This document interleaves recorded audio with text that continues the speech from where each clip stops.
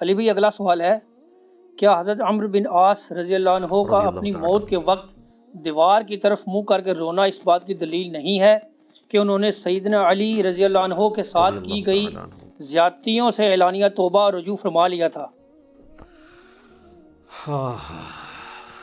کاش ایسا ہی ہو، ہمارا بھی حسن ظن ہے۔ حضرت عمر ابن عاص رضی اللہ تعالیٰ عنہ، یہ عربی میں جب عمر لفظ لکھا جاتا ہے نا تو یہ واو کے ساتھ لکھا جاتا ہے۔ عمر جس طرح لکھا جاتا ہے اسی طرح عمر بھی لکھا جاتا ہے، لیکن عربی اس میں فرق کرتے ہیں، اس کو لکھتے ہیں عمرو۔ وہ اردو میں لوگ پڑھ رہے ہوتے ہیں نا عمرو، یہ عمرو عیار کی کہانیاں، وہ لفظ بھی ڈیوائس بیسیکلی حضرت عمرو بن عاص سے ہوا ہے، کیونکہ برین ان کا بہت تھا۔ اچھا، لیکن وہ لفظ ہی غلط ہے، لفظ عمرو تو کوئی لفظ ہی نہیں ہے، لفظ ہے امر۔ لکھا ہوتا ہے عمرو لیکن اس کا مطلب واو جو ہے وہ سائلنٹ ہوتا ہے، اور واو کا مطلب یہ ہے کہ آپ نے اسے پیش کی بجائے زبر سے پڑھنا ہے، عمر کی بجائے پڑھنا ہے امر۔ تو حضرت عمر بن عاص رضی اللہ تعالیٰ عنہ، یہ آپ سمجھ لیں کہ قریش مکہ، مشرکین عرب کے تھنک ٹینکس میں سے تھے۔ گفتگو کرنے کا بھی ان کو فن آتا تھا، اور معاملہ فہمی اور چیزوں کو ہینڈل کرنا یہ ان پہ ختم تھا، اور ینگ ایج کے اندر۔ اس کا اندازہ آپ اس بات سے لگائیں کہ جب مسلمان ہجرت کر کے نجاشی کے پاس چلے گئے تو مشرکین عرب نے اپنا سفیر بنا کر جس شخص کو بھیجا کہ وہاں پہ جا کے ایک عیسائی بادشاہ سے مقدمہ لڑ سکے اور نعوذ باللہ مسلمانوں کو وہاں سے دوبارہ ملک بدر کروایا جائے، تو جس شخصیت کا انتخاب کیا وہ عمر بن عاص تھے۔ اس وقت ظاہر ہے وہ مسلمان نہیں ہوئے تھے۔ بہرحال وہاں پہ پھر قرآن کی طاقت کام آئی۔ حضرت علی کے جو بھائی تھے جعفر بن ابی طالب، انہوں نے سورہ مریم کی جب تلاوت کی نجاشی کے دربار میں، تو پھر اللہ تعالیٰ کی گفتگو کے سامنے بڑے سے بڑا بھی کوئی سفیر ہو، اس کی زبان کا اثر تو پھر ختم ہو جاتا ہے۔ تو نجاشی کی حالانکہ عمر بن عاص سے بڑی پرسنل دوستی بھی تھی، یہ بڑے ان سے تحفے بھی ان کے لیے لے کے گئے، وہ تحفے بھی اس نے واپس کر دیے۔ اس نے کہا بھائی لے جاؤ، تم سونے کے اگینسٹ بھی ان کو تولو نا تو میں تب بھی تمہیں یہ واپس نہیں کروں گا، ٹھیک ہے۔ پھر زمین سے اس نے تنکا اٹھا کے کہا کہ یہ جو سورہ مریم میں حضرت عیسیٰ کا سٹیٹس آیا نا کہ وہ اللہ کے بندے تھے، اللہ کی قسم عیسیٰ ابن مریم ایک تنکے کے برابر بھی اس سے زیادہ ان کا مرتبہ نہیں تھا جتنا تم نے بیان کیا ہے، یعنی اس میں ہم غلو نہیں کر سکتے کہ انہیں ڈیوینٹی میں کلیم کر دیں۔ یہ سمجھدار لوگ تھے، یہ وہاں سے مایوس ہوئے۔ اسی دوران صلح حدیبیہ بھی ہو چکی تھی، مسلمانوں کی پاور تسلیم ہو چکی تھی۔ تو حضرت خالد ابن ولید اور عمر بن عاص یہ دونوں بڑے جگری یار تھے۔ ایک بڑا بہترین پلانر تھا اور دوسرا بہت بڑا جنگجو تھا۔ تو صلح حدیبیہ کے بعد نا ان لوگوں کو اندازہ ہو گیا کہ اب اسلام کا گراف اوپر ہی جا رہا ہے، شرح صدر بھی ہو گیا۔ خالد ابن ولید کا ایک بھائی تھا ولید ابن ولید، وہ مسلمان پہلے ہی ہو چکا ہوا تھا۔ تو وہ بھی کچھ اثر تھا خالد ابن ولید کے اوپر کہ وہ اتنا بزدل تھا، اور مسلمان ہونے کے بعد اتنا وہ طاقتور ہو گیا کہ اس نے مشرکین عرب کے قافلے لوٹنا شروع کر دیے۔ تو وہ اپنے دوستوں میں فخر کرتے تھے، حالانکہ ہے دشمن تھے لیکن کہتے تھے یار بہادر تھے، پھر نکلے ہے نا میرا بھرا۔ یہ سارا کچھ نا عمر سیریز کے اندر انہوں نے فلمایا ہوا ہے۔ تو حضرت عمر بن عاص جو ہیں وہ سمجھدار آدمی تھے، انہوں نے سمجھ لیا، خالد بن ولید سے ملاقات ہوئی، اور بائی چانس وہ حبشہ سے آ کے مدینہ شریف جا رہے تھے اسلام قبول کرنے، اور یہ مکے سے مدینہ جا رہے تھے۔ راستے میں ملاقات ہو رہی اور دونوں ایک دوسرے کو بتانے کے لیے تیار نہیں ہو رہے کس لیے جا رہے ہیں، لیکن پھر جب گپ شپ ہوئی تو اندازہ ہوا، تو حضرت خالد نے کہا کہ بھئی مجھے لگتا ہے کہ یہ اللہ کے پیغمبر ہیں، اللہ کی غیبی تائید ہے ان کے ساتھ۔ تو عمر بن عاص کہتے ہیں کہ مجھے بھی لگتا ہے ایسا ہے، تو پھر کیا ارادہ ہے؟ تو کہتے ہیں ہم ان کی بیعت کر لیتے ہیں، اسلام قبول کر لیں۔ تو پھر انہوں نے اسلام قبول کیا۔ پھر نبی علیہ السلام نے ان کے ساتھ بڑی شفقت بھی فرمائی، کئی ایک چھوٹی مہمات کے اوپر، بخاری مسلم میں آتا ہے کہ عمر بن عاص کو آپ نے کسی ایک خاص لشکر کا امیر بھی بنا کے بھیجا۔ اور پھر سیدنا عمر کے دور میں جنگ یرموک کے اندر بھی یہ جو بڑے بڑے چند کمانڈر جو تھے حضرت ابو عبیدہ ابن جرح کے ساتھ، ان میں عمر بن عاص بھی شامل تھے۔ جنگ یرموک انہوں نے لڑی ہوئی ہے، رومن امپائر کے خلاف جو فیصلہ کن جنگ تھی اس کے بعد پھر جب مصر کے فتح کرنے کی باری آئی تو مصر کے اوپر تو حضرت عمر بن عاص کو ہی بھیجا تھا حضرت عمر نے، تو یہ فاتح مصر بھی ہیں۔ سعد ابن ابی وقاص فاتح ایران ہیں اور یہ ہیں فاتح مصر، اور جنگ یرموک میں بھی ابو عبیدہ ابن جرح کے ساتھ یہ رہے ہیں رضی اللہ عنہم اجمعین وعلیہم السلام اجمعین۔ تو یہ ان کی زندگی کے اندر یہ اتار چڑھاؤ والا معاملہ رہا، لیکن پھر وقت گزرنے کے ساتھ پھر بعض اوقات انسان کے اوپر ایسے معاملات زندگی میں آ جاتے ہیں، ہم کیوں بار بار بات کرتے ہیں کہ ربنا لا تزغ قلوبنا بعد اذ ہدیتنا وہب لنا من لدنک رحمہ انک انت الوہاب، آمین۔ ڈر تو لگا رہنا چاہیے ہر وقت۔ وہ مشہور حدیث جو بخاری اور مسلم دونوں میں ہے، میں یقین کریں جب بھی وہ حدیث پڑھتا ہوں نہ کانپ اٹھتا ہوں۔ عقبہ بن عامر کہتے ہیں کہ نبی علیہ السلام نے اپنی وفات سے 1 مہینہ پہلے غزوہ احد کے شہداء کے قبرستان میں جا کے نماز جنازہ پڑھی اور وہیں پر ہمیں خطبہ دیا۔ اچھا، اس حدیث کے اینڈ پہ بڑے دردناک الفاظ ہیں۔ عقبہ بن عامر کہتے ہیں یہ آخری دفعہ میں نے نبی علیہ السلام کا دیدار کیا تھا، اس کے بعد میں نے حضور کو کبھی نہیں دیکھا۔ عقبہ بن عامر کہتے ہیں یہ والا جو خطاب ہوا تھا غزوہ احد کے شہداء کے اوپر،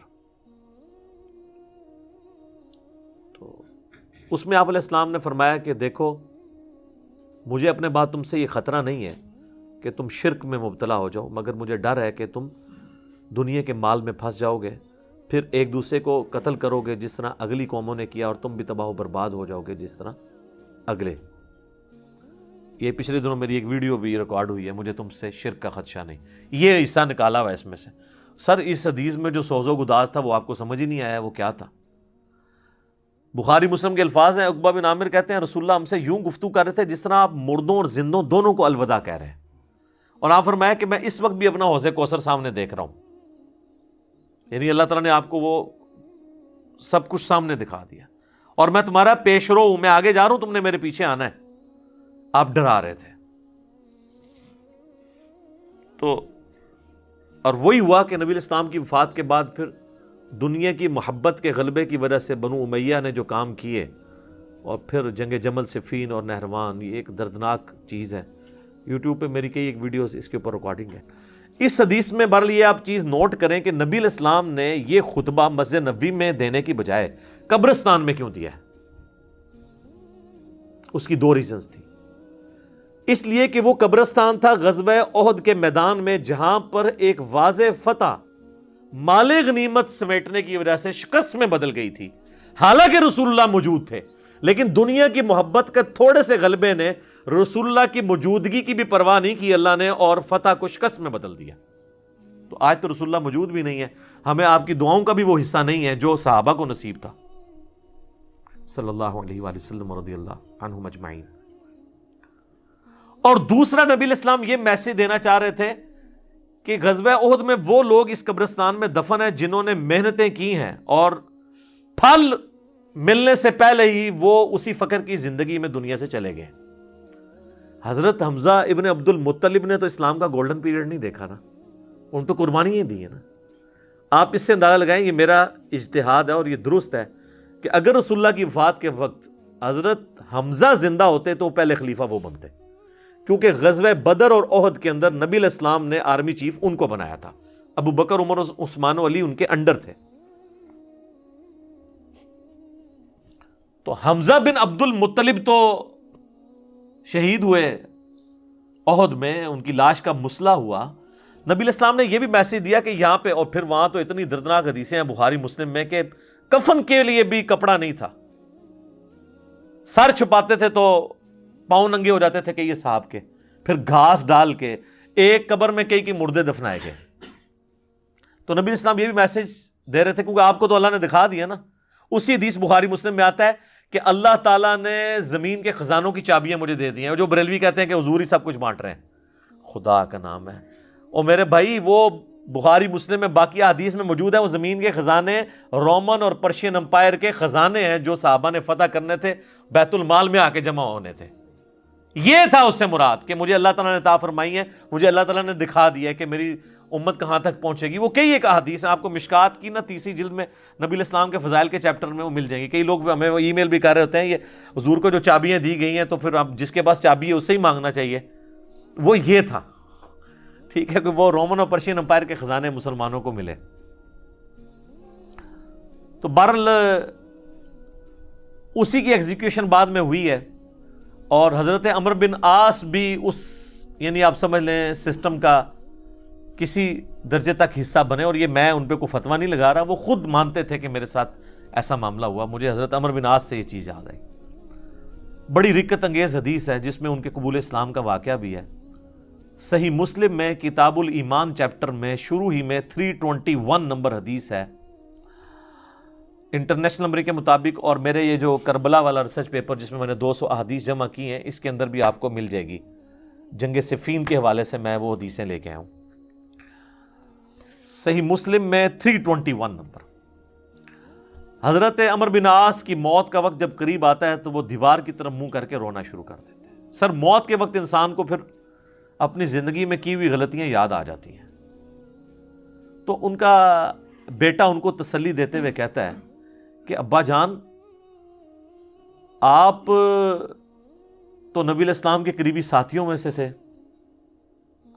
آپ نے رومن امپائر کی جنگیں لڑی ہوئی ہیں, جنگ یرموک, جہاد میں آپ شامل رہے ہیں, اتنے اتنے بڑے فضائل ہیں آپ کے لیے. تو حضرت عمرو بن عاص اسے ٹوکتے ہیں, وہ کہتے ہیں کہ تم نے ایک فضیلت تو چھوڑ دی جو سب سے بھاری تھی ہمارے نزدیک, یعنی صحابی ہونے سے بھی بھاری فضیلت اس اعتبار سے, اور وہ ہے اس بات کی گواہی دینا کہ اللہ کے سوا کوئی معبود نہیں اور محمد اس کے رسول ہیں صلی اللہ علیہ وآلہ وسلم. تو انہوں نے کہا تم نے یہ چیز چھوڑ دی ہے, اصل چیز تو یہ ہے. ہاں جب یہ چیز حاصل ہو جائے پھر صحابی ظاہر ہے ایک بہت بڑی فضیلت ہے, لیکن صحابی بنتا ہی وہ ہے جو پہلے اس کلمے کا اقرار کرے. تو کہتے ہیں کہ اب وہ بیٹے کو وجہ بتاتے ہیں اپنے رونے کی. کہتے ہیں کہ بیٹا ایک وہ وقت تھا کہ مجھے رسول اللہ سے بڑی دشمنی تھی, نعوذ باللہ, اور میری زندگی کی سب سے بڑی خواہش تھی کہ اگر رسول اللہ صلی اللہ علیہ وآلہ وسلم کے بارے میں مجھے کوئی موقع ملے تو میں انہیں قتل کر دوں, نعوذ باللہ. میرا دل ان کے بغض سے بھرا ہوا تھا. اے میرے بیٹے, اگر میں اس وقت مر جاتا تو سیدھا جہنم میں جاتا, لیکن پھر اللہ تعالیٰ نے میرا سینہ اسلام کے لیے کھول دیا. رسول اللہ صلی اللہ علیہ وآلہ وسلم کی محبت میرے دل میں جاگزی ہوئی, اور وہ کہتے ہیں پھر مجھے اس دنیا میں رسول اللہ سے بڑھ کر کوئی محبوب نہیں تھا صلی اللہ علیہ وسلم. اور کہتے ہیں میرے بیٹے پوری زندگی نبی علیہ السلام سے مجھے محبت اور عقیدت کا وہ لیول تھا کہ میں نے کبھی بھی آنکھ بھر کے حضور کے چہرے کی طرف نہیں دیکھا. اور اگر تم مجھ سے پوچھو نا کہ میں حضور کے چہرے کے خد و خال بیان کروں تو نہیں کر سکتا. میں نے زندگی میں حضور کی ادب کی وجہ سے کبھی آپ کے چہرے کو نگاہ بھر کے بھی نہیں دیکھا. اوئے ہائے ہائے. اور کہتے ہیں میرے بیٹے میں اس وقت مر جاتا تو سیدھا جنت میں جاتا جب میں نے اسلام قبول کر لیا. اور پھر وہ ساتھ بتاتے ہیں, کہتے ہیں میں جب اسلام قبول کرنے کے لیے گیا تو نبی علیہ السلام نے اپنا دایاں ہاتھ آگے بڑھایا تو میں نے بھی آگے بڑھا کے پیچھے کھینچ لیا, اور میں نے کہا یا رسول اللہ پہلے مجھے گارنٹی دیں کہ میرے پچھلے سارے گناہ معاف ہوں جو میں نے اسلام کے خلاف کیے ہیں. تو نبی علیہ السلام نے فرمایا کہ اے عمر, کیا تجھے نہیں پتا کہ اسلام سابقہ کے سارے گناہوں کو معاف کر دیتا ہے؟ مقبول حج سابقہ کے سارے گناہوں کو معاف کر دیتا ہے, اور اللہ کی راہ میں ہجرت کرنا سابقہ کے سارے گناہوں کو معاف کر دیتا ہے. حضور نے میرے گناہوں کی معافی کی گارنٹی لی, میں نے اسلام قبول کیا. اے میرے بچے, اگر میں اس وقت مر جاتا تو سیدھا جنت میں جاتا, لیکن پھر میری زندگی میں ایک تیسرا وقت آیا, پھر مجھ سے وہ کچھ ہوا جو نہیں ہونا چاہیے تھا. یہ حدیث مسند احمد کے اندر بھی موجود ہے, صرف صحیح مسلم میں نہیں ہے. اس میں تو خیر اور بہت سارے الفاظ ہیں, وہ میں بعد میں وہ طریق بیان کرتا ہوں. کہتے ہیں بہرحال پھر مجھ سے جو کچھ ہوا, اب میں اللہ سے امید کرتا ہوں کہ اللہ تعالیٰ مجھے معاف کرے گا, آمین.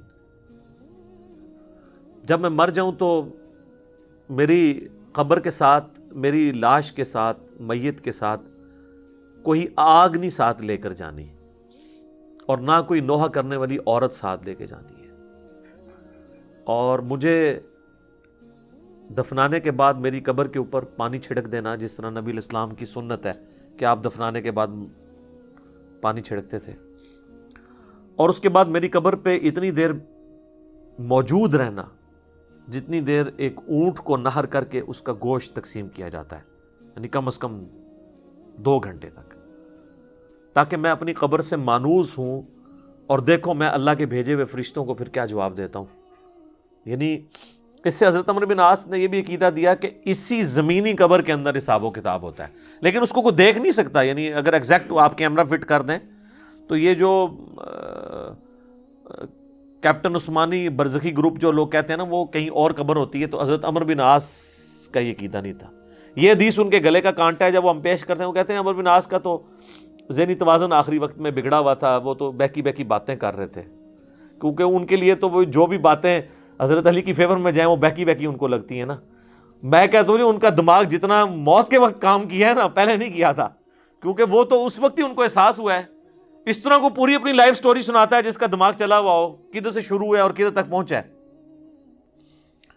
اچھا، یہ حدیث مسند احمد میں بھی آتی ہے، اس میں جو ہے نا الفاظ ہیں کہ وہ گھبراہٹ کی وجہ سے نا دیوار کی طرف منہ کر کے روتے ہیں، تو ان کا بیٹا جب پوچھتا ہے کہ کیا آپ موت کے خوف کی وجہ سے رو رہے ہیں، وہ کہتے ہیں میں موت کی وجہ سے نہیں رو رہا، میں رو رہا ہوں اس بات کو کہ مرنے کے بعد میرے ساتھ کیا بنے گا، موت کے بعد آنے والے حالات کے بارے میں۔ یہی تو سر ہم آپ کو کہہ رہے ہیں کہ مرنے سے پہلے اے مسلمان کر لے اس پہ غور، کتابوں کا خدا اور ہے، بابوں کا خدا اور۔ اچھا، ایک اور طریقہ ہے مسند امام احمد میں اس کے ساتھ ہی کہ موت کے وقت جب انہیں گھبراہٹ ہوتی ہے نا تو وہ دیوار کی طرف منہ کر کے زاروں قطار روتے ہیں، تو ان کا بیٹا کہتا ہے کہ ابا جی آپ رو رہے ہیں، آپ کو تو نبی علیہ السلام اتنی محبت کرتے تھے، آپ کو ذمہ داریاں دیتے تھے، آپ نے جنگیں لڑی، آپ نے رومن امپائر کے خلاف جنگ یرموک لڑی، تو حضور کو تو آپ کو بڑی اہمیت دیا کرتے تھے۔ سر اس پہ آپ ذرا جواب سنیں عمرو بن عاص کا۔ وہ کہتے ہیں اللہ کی قسم مجھے پوری زندگی یہ بات معلوم نہیں ہو سکی کہ حضور مجھ سے واقعی محبت کرتے تھے یا صرف تالیف قلب کے لیے، میرا دل رکھنے کے لیے مجھے کبھی کو پوسٹ دے دیا کرتے تھے۔ لیکن 2 بندے ایسے ہیں جن کے بارے میں دل سے گواہی دیتا ہوں کہ رسول اللہ اپنی وفات تک ان سے محبت کرتے تھے، ایک ابن سمیہ عمار ابن یاسر، اور دوسرا ابن ام عبد عبداللہ ابن مسعود۔ اب عمار بن یاسر ان کو کیسے بھول سکتا تھا، عمار کو تو مارا ہوا تھا انہوں نے صفین کے اندر۔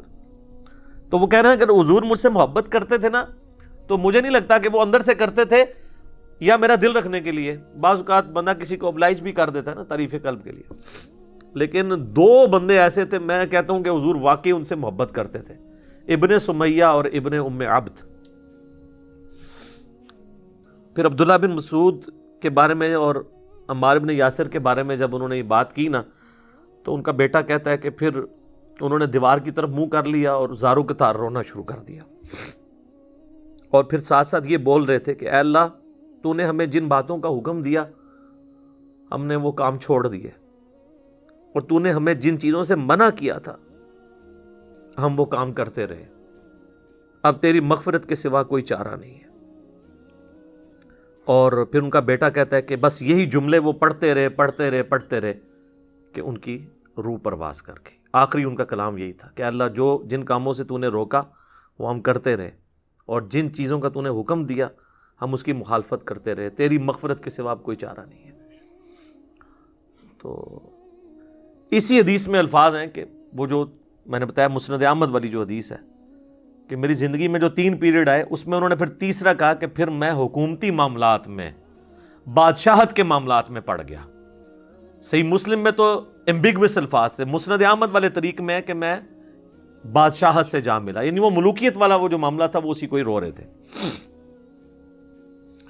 مسند امام احمد میں ایک حدیث ہے کہ جب عمار بن یاسر کی قتل کی خبر ملی جنگ صفین میں، تو ایک شخص آ کے عمر بن عاص کو بتاتا ہے کہ عمار قتل ہو گئے ہیں، تو حضرت عمر بن عاص بلند آواز سے پڑھتے ہیں انا للہ و انا الیہ راجعون، اور وہ بھاگتے ہوئے حضرت معاویہ کے پاس جاتے ہیں اور کہتے ہیں کہ معاویہ، تو عمار کو ہماری فوج نے قتل کر دیا، عمار قتل ہو گئے، اور میں نے رسول اللہ سے سنا تھا کہ عمار کو ایک باغی جماعت قتل کرے گی۔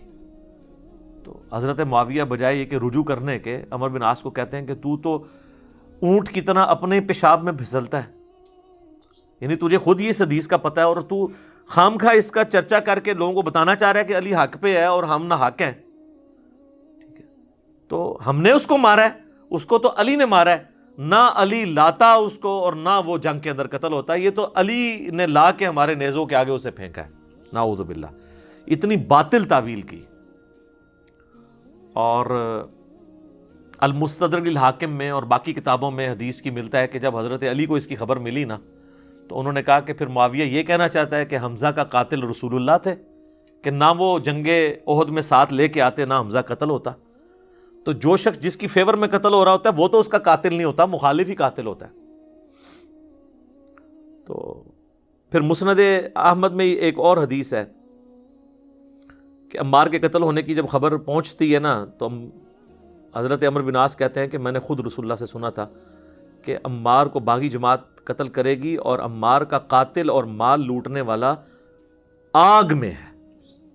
تو وہ جو شخص خبر لے کے آتا ہے نا، اس کو بھی ہاتھ پاؤں پڑ جاتے ہیں کہ ایک میں ان کو خبر دے رہا ہوں، ان کو خود بھی پتا ہے، تو یہ لوگ کیا کر رہے ہیں؟ تو حضرت عمر بن عاص اس کی بھی تعویل کرتے ہیں، وہ کہتے ہیں حضور نے جو جہنم کے بارے میں فرمایا تھا نا، وہ عمار کے قاتل اور مال لوٹنے والے کے لیے تھا، وہ ہمارے لیے نہیں ہے۔ اگرچہ ہم بھی جنگ لڑ رہے تھے لیکن ہمارے ہاتھوں سے تو نہیں وہ قتل ہوا۔ حالانکہ صحیح بخاری میں حدیث ہے عمار کو باغی جماعت قتل کرے گی، اور یہ حدیث میں نے بتایا ان کو پتہ بھی تھی۔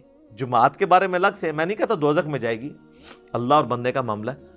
تو انہوں نے کہا کہ یہ مال لوٹنے والا اور قتل کرنے والے کے بارے میں۔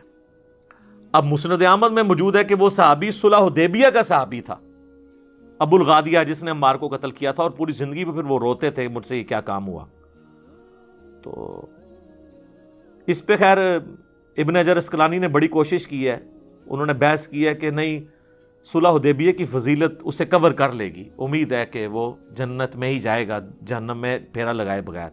تو شیخ البانی نے پھر اس کے اوپر گرفت کی ہے کہ نہیں، جو عام فضیلت ہوتی ہے نا، جب کسی معاملے میں تخصیص آ جائے تو عام فضیلت اٹھ جاتی ہے۔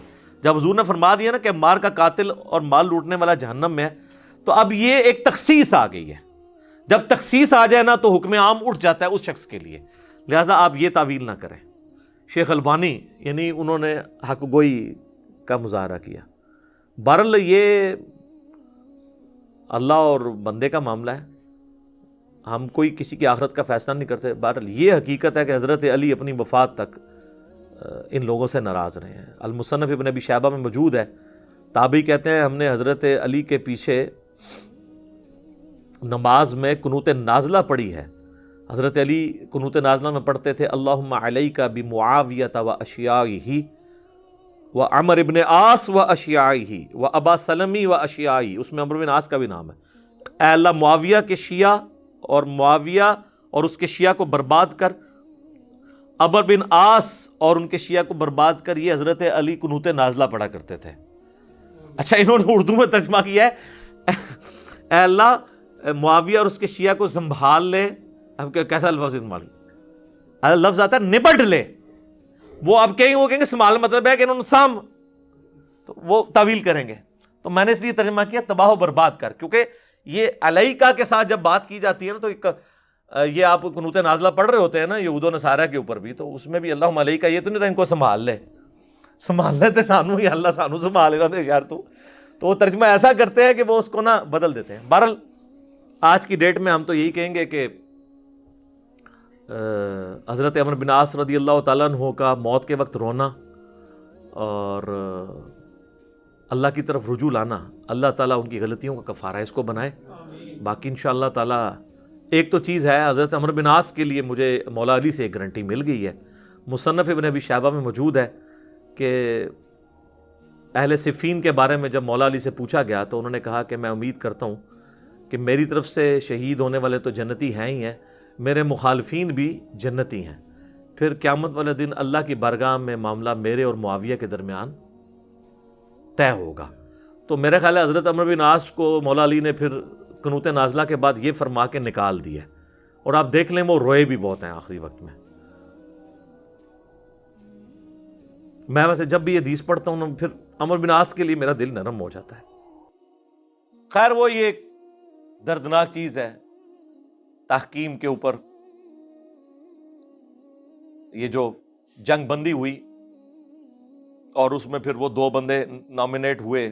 ادھر سے ابن عباس نے جانا تھا مولا علی کی طرف سے, انہوں نے کہا ہم ابن عباس کو نہیں مانیں گے, یہ حضرت علی کا رشتہ دار ہے. صرف ابو موسیٰ اشعری کو یعنی دھکے سے ایسا بندہ چوز کیا جو اتنے اچھے طریقے سے ڈیبیٹ نہیں کر سکتا تھا. اور ادھر سے آئے جناب اتنی پرسنالٹی کہ ان کے نام کے اوپر آج تک عمر و یار کی کہانیاں پڑھائی جاتی ہیں, یعنی ان کی نسبت کی وجہ سے. میں نے نہیں لکھی کہانیاں, میرے متھے نہ مار دینا. عمر ابن عاص رضی اللہ تعالیٰ عنہ, ہم تو نام احترام سے لیں گے, ظاہر ہے صحابی ہیں, صلح حدیبیہ کے بعد مسلمان ہوئے لیکن فتح مکہ سے پہلے مسلمان ہوئے ہیں یہ بھی, اور حضرت خالد بن ولید بھی. عمر بن عاص وہ جب طے پایا اور فیصلہ یہ طے پایا کہ جناب دونوں کو کہتے ہیں سائڈ پہ ہو جاؤ, تو تیسرا بندہ کوئی خلیفہ چن لیتے ہیں. اندازہ کریں یہ کون سا فیصلہ طے پایا جا رہا تھا کہ ایک بندہ حاکم. یہ اسی طریقے سے ہے کہ کسی کے گھر میں چور گھس جائیں اور آپ جا کے یہ فیصلہ کرنا شروع کر دیں کہ ٹھیک ہے لڑنے کی ضرورت نہیں, دونوں آدھا آدھا مال کر لو. یا مالک بھی دستبردار ہو جائے, چور بھی دستبردار ہو جائے اور کسی تیسرے بندے کے حوالے کر دیتے ہیں یہ مکان. بھائی مولا علی کو تو انہی صاحب نے خلیفہ چنا تھا جنہوں نے ابو بکر عمر عثمان کو چنا ہوا تھا, بلکہ وہ جو 6 رکنی کمیٹی جو صحیح بخاری میں آتا ہے اس میں حضرت عثمان کے بعد تو حضرت علی اب باقی تھے. ان سے زیادہ کون خلافت کا حقدار تھا بعد میں حضرت عثمان کی شہادت کے بعد؟ تو یہ کوئی فیصلہ تھا جی عبداللہ بن عمر کو بنا دیں؟ یہ بھی بیچ میں ایک رائے آئی. اسی وجہ سے وہ صحیح بخاری میں 4108 ہے نا جو حضرت معاویہ نے خطبہ دیا تھا عبداللہ بن عمر کی طرف کنایا کرتے ہوئے, کون تم میں سے خلافت کے لیے خواہش رکھتا ہے, سینگ اٹھائے, میں اس کے باپ سے زیادہ خلافت کا حقدار ہوں. حضرت عمر کی نعوذ باللہ توہین کر دی. تو عبداللہ بن عمر کہتے ہیں بعد میں نے ارادہ کیا کہ میں اپنی گوٹ کھولوں جو میں ایسے کر کے بیٹھا تھا احتبا کر کے دونوں گھٹنوں کو, اور میں کھڑے ہو کے اسے کہوں کہ معاویہ تجھ سے زیادہ خلافت کا حقدار وہ ہے جس نے تجھ سے اور تیرے باپ سے اسلام کی خاطر جنگیں کی ہوئی ہیں, یعنی عبداللہ بن عمر, کیونکہ غزوہ خندق کے چیپٹر میں یہ حدیث امام بخاری لے کے آیا ہے. یا حضرت علی کی طرف اشارہ ہے کہ تم باپ بیٹا تو کافر تھے, آج بعد میں مسلمان ہو کے کہہ رہے ہو کہ ہم عمر سے بھی زیادہ خلافت کے حقدار ہیں, کیونکہ انہوں نے کہا میں اس کے اور اس کے باپ سے زیادہ خلافت کا حقدار ہوں. تو ظاہر ہے جسے کہا اسی کو تکلیف ہوئی نا. انہوں نے بعد میں کہا میں نے ارادہ کیا لیکن پھر میں فتنے کے ڈر سے خاموش ہو گیا اور خون ریزی کے ڈر سے. پھر مجھے جنت کی نعمتیں یاد آ گئیں کہ ٹھیک ہے مر کے تو جنت میں ہی جانا ہے, دنیا میں کمپرومائز کر لیتے ہیں. اور وہ راوی حدیث جو تابعی ہے وہ کہتا ہے کہ عبداللہ بن عمر نے خاموش ہو کے اپنی عزت بھی بچا لی اور اپنی جان بھی بچا لی. یعنی ایک خال المومنین نے, جی عبداللہ بن عمر بھی تو خال المومنین ہے, مومنین کے ماموں نہیں ہیں, سیدہ حفصہ کے بھائی ہیں. اور اس بخاری کے حدیث میں حضرت حفصہ ہی ان کو بھیج رہی تھی کہ جاؤ بھائی معاویہ کا جا کے خطبہ سنو ورنہ تمہاری غیر موجودگی کو کہیں تمہارے خلاف سازش کے طور پر ایکسیپٹ نہ کر لیا جائے. اور دوسرے خال المومنین حضرت ام حبیبہ کے بھائی حضرت معاویہ رضی اللہ تعالیٰ. اندازہ کریں اس عورت کی نسبت کی وجہ سے عزت کی جا رہی ہے جس عورت نے اپنے بھائی اور باپ سے ٹکر لے کے حضور سے شادی کی ہوئی ہے, اور کل کو مسلمان ہو کے اس کی نسبت کو اپنے حق میں یوز کیا جا رہا ہے. یعنی آپ پہلے مخالفت کریں کہ تم اس نبی پہ ایمان کیوں لائی ہو, اور کل کو جب آپ ایمان لے آئیں تو آپ کہیں کہ میں تو اس کا بھائی ہوں, میں تو اس کا باپ ہوں.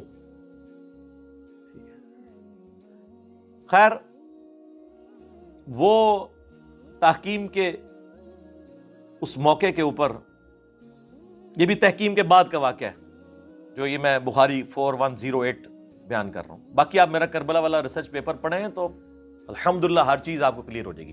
چلے خیر وہ تحکیم کے مسئلے پہ آئے، وہاں سے جناب ابو موسیٰ اشعری کو انہوں نے کہا مانیں گے، ادھر سے عمرو بن عاص گئے اور جی معزول کر دیں جی، اور